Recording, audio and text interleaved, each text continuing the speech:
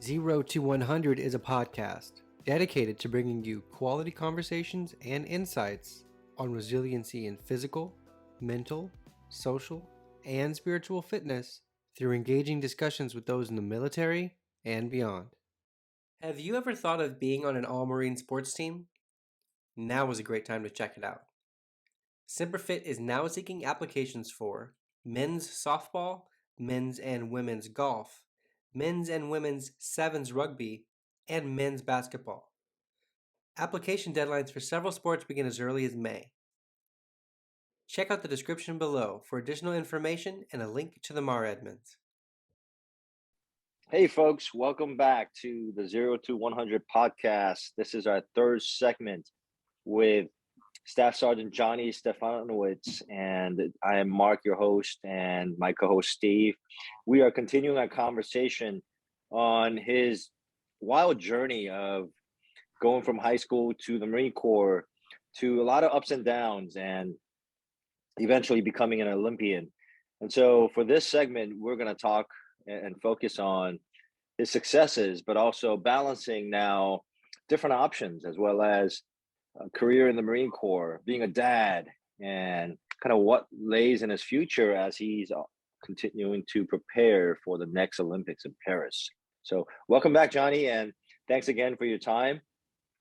And to sort of recap and kind of tie a thread to your story so far, I'd like to bring us back to, so you mentioned how in your last segment, your wife was this grounding force, and without her, you found yourself constantly close, but not close enough to, just crossing the line in terms of your wrestling and professional goals. And with her, you did. So after that, you're married now, you're grounded, you're a more mature and balanced individual, balanced Marine and athlete, and you start winning. And so what is happening through this, with your marriage? Is everybody excited? Is there a mix of higher stress now, more to navigate? What is happening with the success? Everything just seems to move faster. And the more you go, for me, it's been a constant climb. Like I said, in 2017, I made my first national team. In 2018, I shattered my hand. And then a week later, or not a week, a little over a month later, I was competing again and managed to make another national team when I shouldn't have been ready to do that at all. And then in 19, I made my world team. I just continued to ascend no matter what was there. And I soon realized that the difference was my wife. Was as soon as I broke away from the team, like I said, or, I went home for the day, it wasn't doing what I felt like doing. I was used to be in a motorcycle club before. I used to hang out over here, and I used to be able to go out on the weekends. And I realized, you soon realize if you want a marriage to work, you can't do all those things that you want all the time. I mean, you can do anything once, right? But something's going to happen. So you can do anything in your life one time, right? Yeah. But there's no one's talking about the consequences afterwards. And I soon realized, but being married was, I have this obviously an obligation and everything else. But when the rubber meets the road, when you have to let go of those niches that you thought that you enjoyed, previously, or something that you were even previously good at, and it soon made me realize that, wow, like I need to be able to step up to the plate. And now with the success, 2017, I made the national team. I was the only one on the all-marine team to make a national team in a few years. So for those of us that don't know wrestling or this level of athletics, right?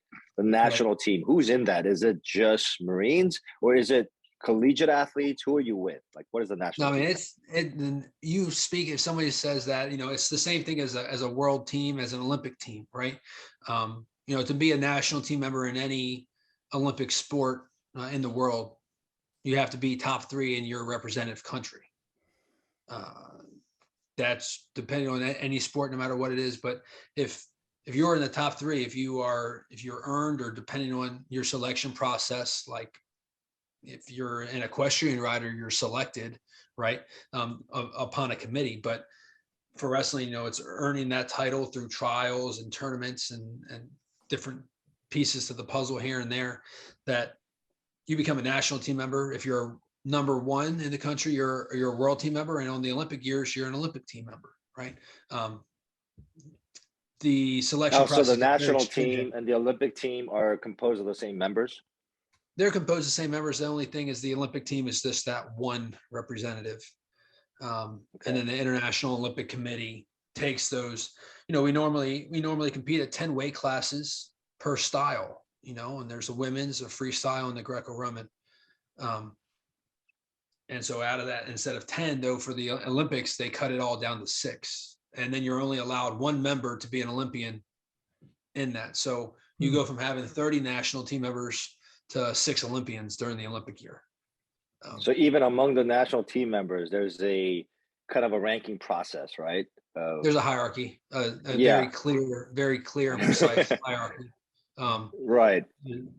Yes. Okay. So walk us through that experience of going to the Olympics. I mean, that's something that majority of us would never experience firsthand. So was it stressful? Were you just kind of on cloud 9? Oh man. How was it being separated from your family? All of that, the whole 9 yards. There's so much. It is, looking back on it, it's a whirlwind. It's still surreal when you still say Olympics or Olympian, you'll still see a smile come, which is usually a rare occasion, but it comes and it doesn't go away for a while, just because you met the pinnacle, you did it, you made it, you've become the pinnacle, and that, the tip of the spear of what it is that we strive for. For me, it was great because I finally met the absolute top goal that I never thought, nor anybody else thought I could ever dream of actually making. And then not only did I make that dream, but I've capitalized on the goal. And going through the COVID, the Marine Corps during COVID was horrendous for training. And then my particular weight class wasn't even an Olympic weight. It was the one above or below. So I wasn't cutting any more weight for me. I'm done with cutting weight. So I ended up bumping up a pretty large amount, about 12, 15 pounds, just to compete at an Olympic weight, to be able to, have that chance. So there was tons of things going into it, but making the team, I mean, geez, it's all of a sudden, that very next morning, you have calls on where you're going to be training, the tournaments you're going to go to, the different places that you're going to have as amenities, the people that you need to meet, the interviews that you have to do. I was also still taking school this whole time. I didn't stop from school and say, hey, I'm not going to stop my education because I want to go to Olympic team trials. Wow.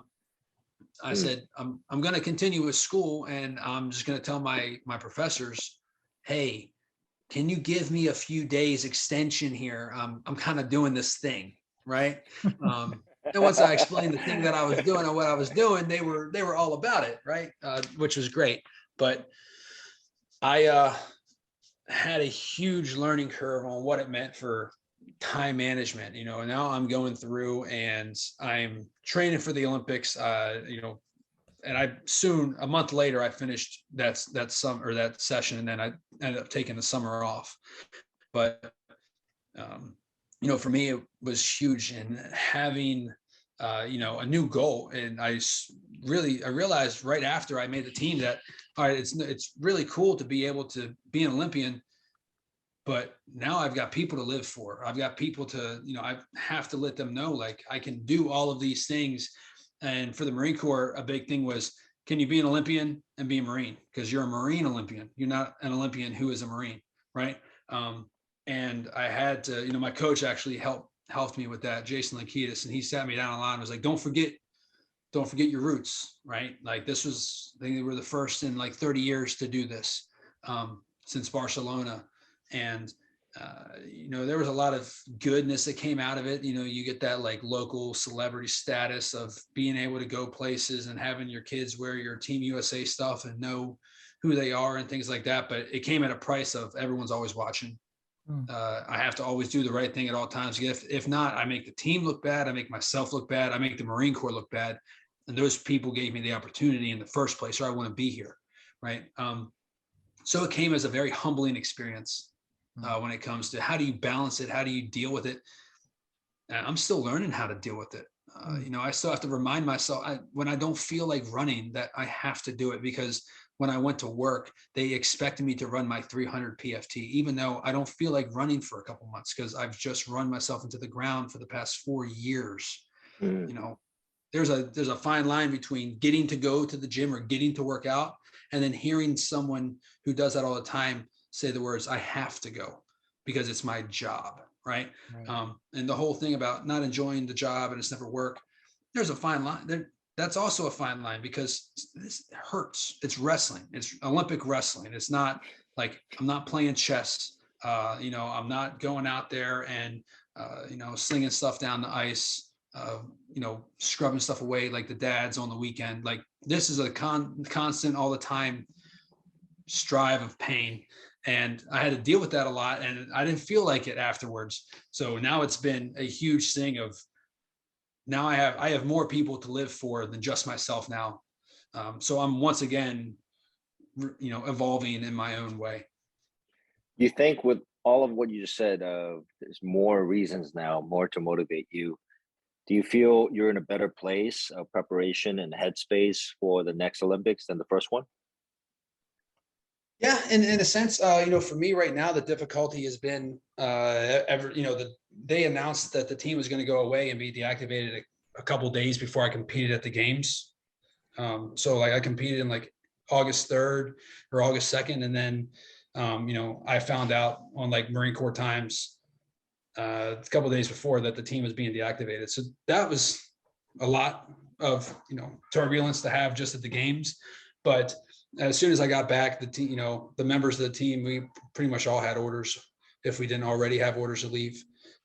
Most of them were executing orders. So it's been difficult right now on being able to, find training partners, facilities, time, because, I'm Intel Marine by trade. I have a job that I have to honor first and foremost. So this no longer takes a front seat. It takes a back seat because something else was, traveling all around the world, training all the time, making those commitments to myself, the team and the Olympic committee and the movement and the body. The wife and the kids definitely took the brunt of something that had to be sacrificed. And so I'm also making up for that along the way. So it's not just flip the switch and start training again. It's, go back, evaluate yourself, learn and have a rebirth in your own sense, and then see what you can do to make the next one more efficient, more fun, and just an overall better experience while still being able to have success. So with this very successful path you've been on with wrestling, what keeps you in the Marine Corps? Or what makes you want to juggle these things? Because this is not an easy thing to balance out now, also with dad duties, Yeah, and it's not, but it's something that I've grown to live with, and it's not something I have to put up with, but it's been a part of the journey. Why would I give up on the Marine Corps, just because they have the team that has to be dissolved, or because something over here doesn't go my way?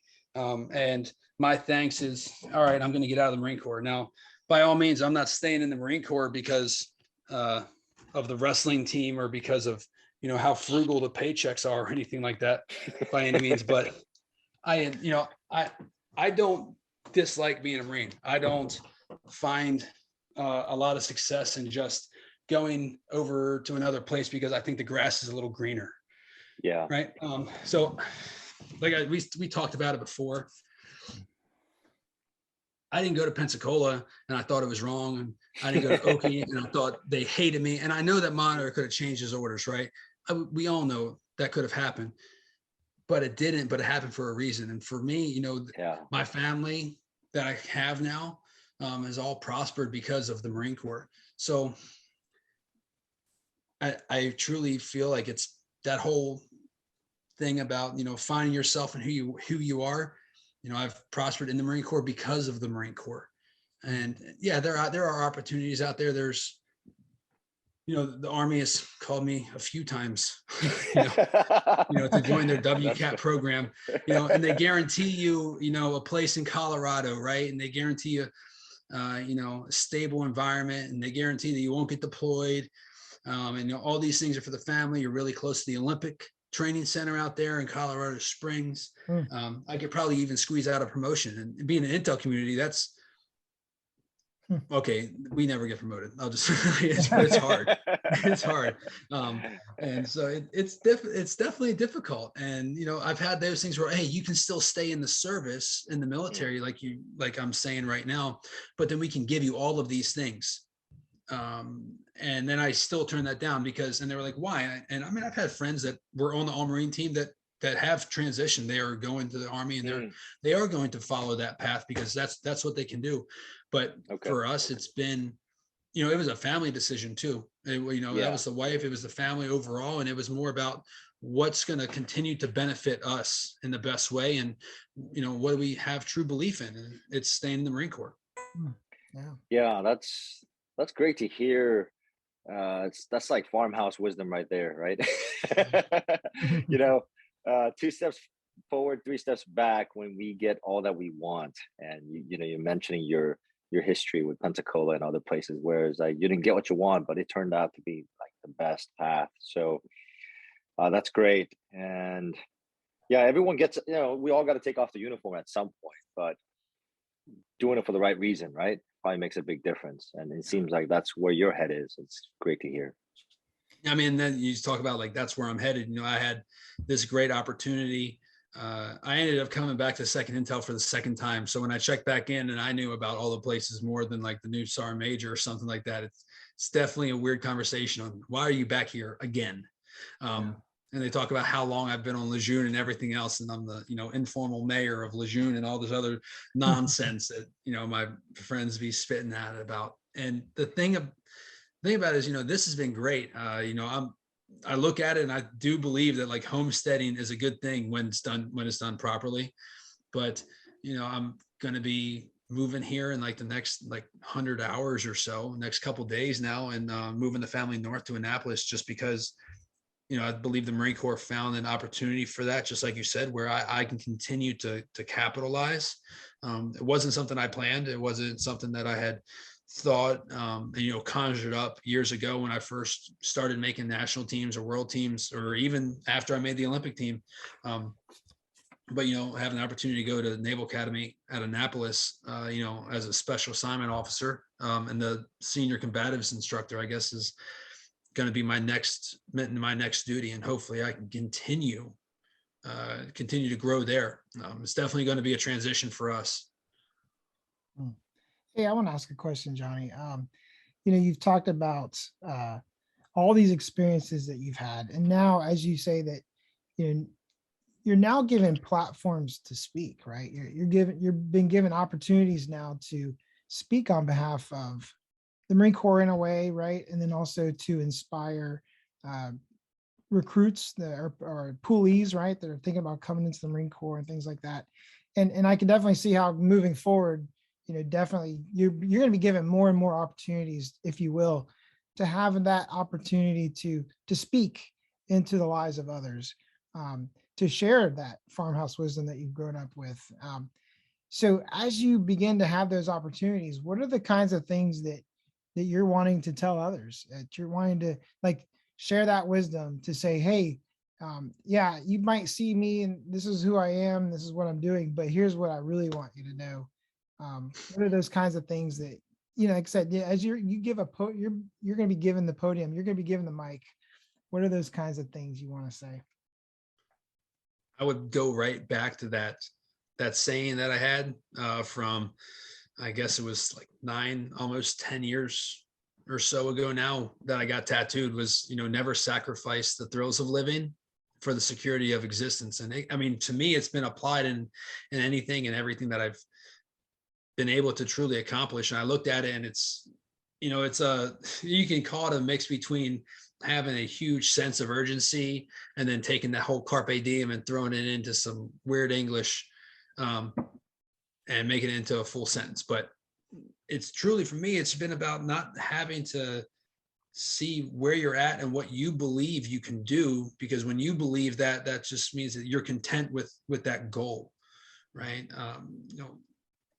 For me, the huge piece of all of this stuff that we've talked about and where I've gone, and the evolution of my life as a whole, is because it took me to places that I didn't know I could go to. If I went to where I thought I could go, I wouldn't have been nearly as successful, just because you're kind of limited. But there's so much more out there that you can do, and as long as you're not sitting there and you're trying to be content with what you currently have and going day by day or week by week or year by year, and you realize that the days, and it's just like parenting and everything else, right? But like the days and the weeks are long, but the years and the lives are very short lived. And they talk about, oh, you only have 4 years. I thought the first 4 years of both of my kids' lives were the absolute longest, most stressful, difficult, frustrating, mind-boggling, hair-pulling times of my life. When you're trying to do that in school and be a Marine and live up to having that honor, courage, and commitment, and that whole Marine concept and everything else, that was absolutely exhausting. And now they're 7 and 4.5, turning 5, and I can't wait. Like, I wish they were still 2, just because they got in less trouble and they cost less money and they were less of a headache, right? Yeah. And you soon realize, though, that the whole never sacrifice the thrills of living for the security of existence. You just don't sit there, because sooner or later all of that stuff is going to go past you, and you're going to regret not taking a chance on something. It's like, if you want to invest in yourself, like, go invest the money into yourself. If it doesn't work out, that's okay. It's money. You'll recoup it. You'll find a way to continue moving forward, but you'll gain, if not, a profession, you'll gain an experience. And, for me, that's been a huge thing for me. And it's the same thing, whether it's the Marine Corps or it's transitioning out, or if it's education or, professional development as a whole, is when you go there and you look at what you can do, just imagine for a second that there's a silver lining in everything that's happened to you to make you bigger and better and more successful than everything you have set up and dreamed of. And that's kind of where that slogan of mine that I've coined, unfortunately, through many trials and tribulations, has helped me out.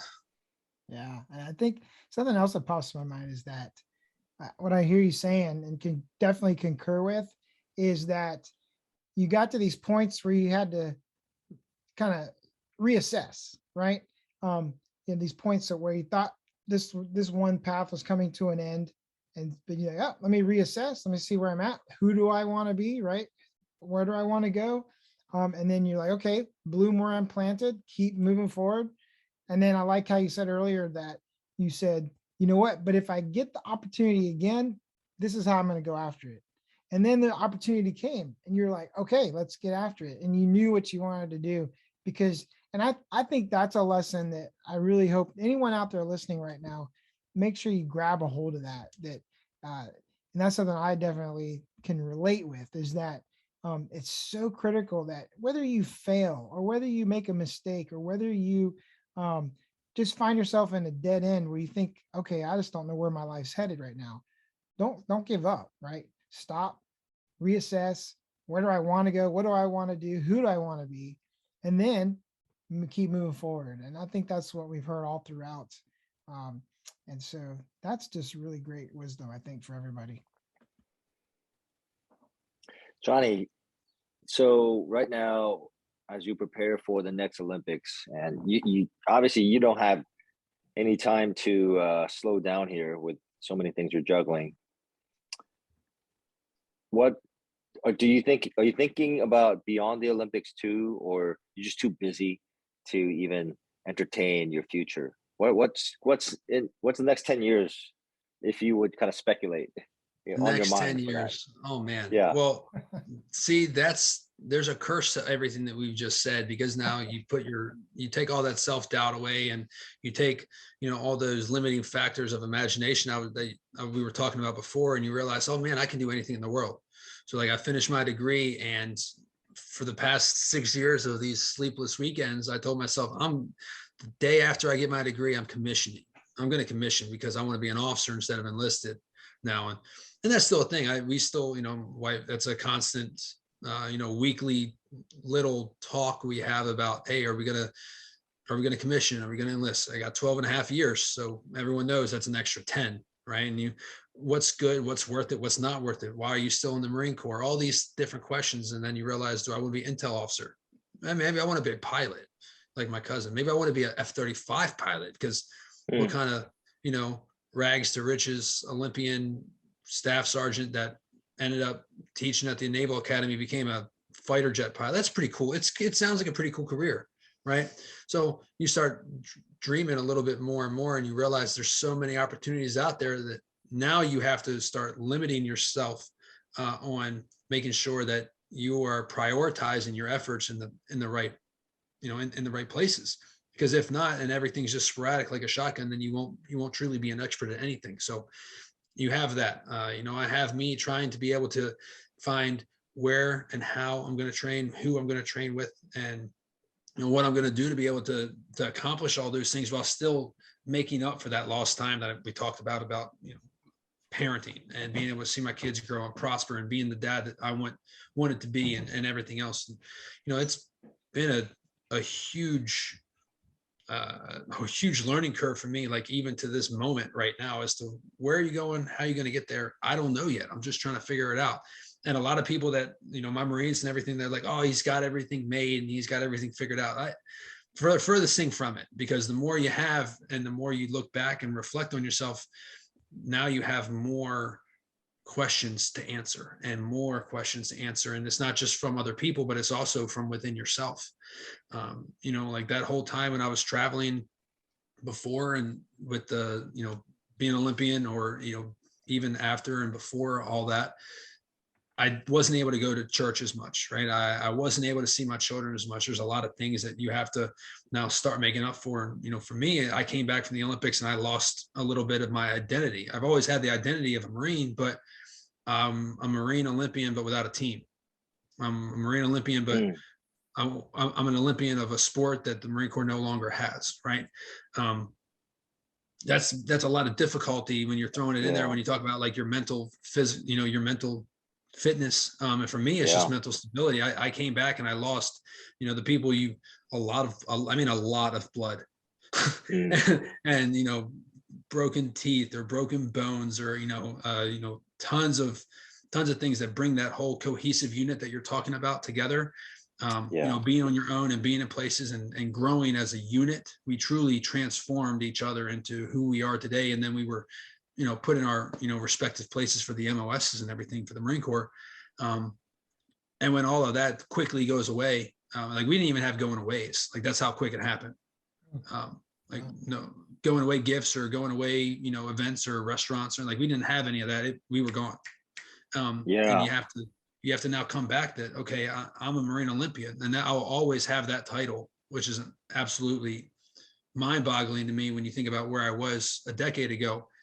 But, we're still dealing with other stuff. It's not all figured out for me. It's not something that, not everyone has this thing here and there. I'm just very fortunate that the Marine Corps gave me what I now have today. But there's tons more to always learn from, always grow from.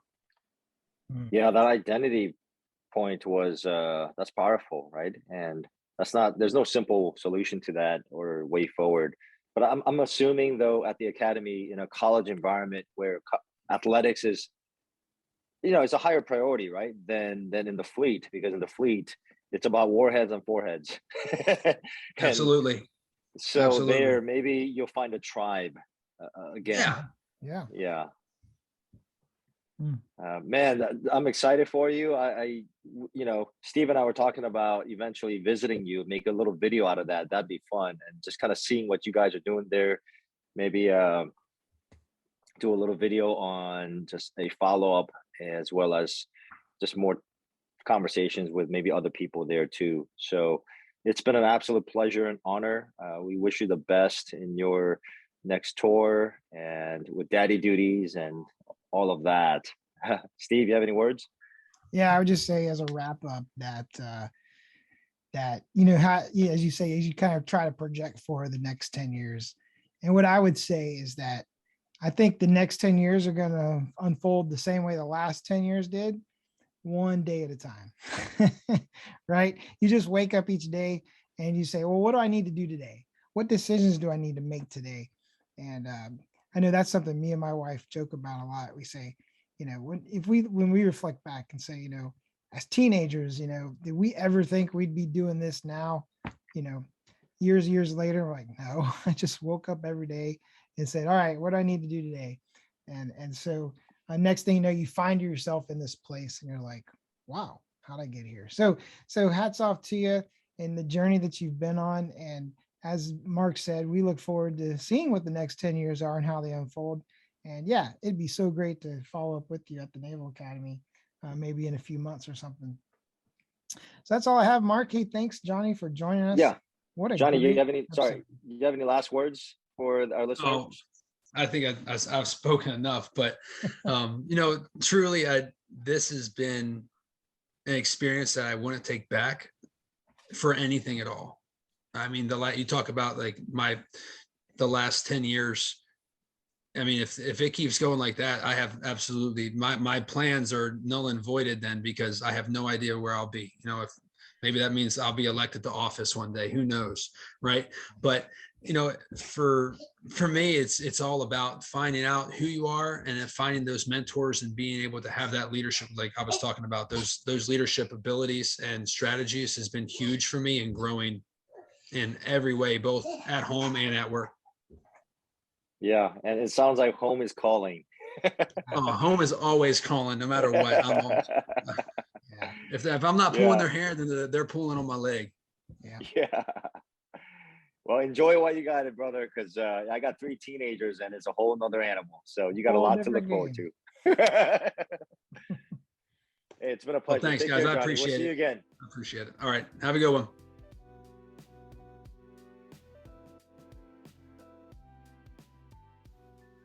This concludes another episode of the 0 to 100 podcast. Thank you all for listening, and until next time, be strong, be courageous.